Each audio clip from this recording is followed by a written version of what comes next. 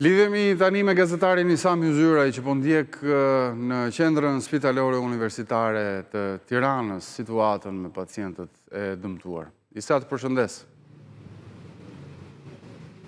Të përshëndes, edhe unë ashtu si që dhe u theksua 5 pacient ndodhen aktualisht të shpërndarë në spitalet në Tiranë, konkretisht në repartin e djegjeve plastike ndodhet një pacient në qendrën spitalore universitare. Këtu në urgjencë ndodhen 2 pacientë të tjerë, ndërkohë që 2 prej të cilëve ndodhen në spitalin e traumës. Gjendja shëndetësore të paktën 2 prej tyre paraqitet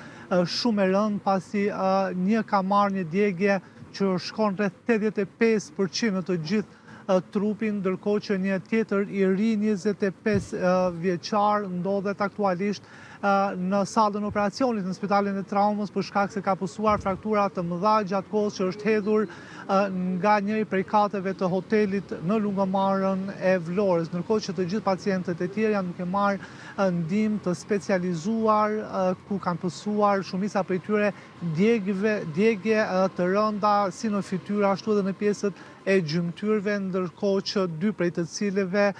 pra përkatësisht 25 dhe 26 vjeç aktualisht ndodhen në spitalin e traumës për shkak të frakturave që kanë pësuar gjatë kohës së hedhjes nga hoteli për t'u shpëtuar tymit dhe flakëve që përfshiu hotelin në Lungomare të Vlorës. Isa, të falenderoj për këtë lidhje të drejtë për drejtë dhe raportimin.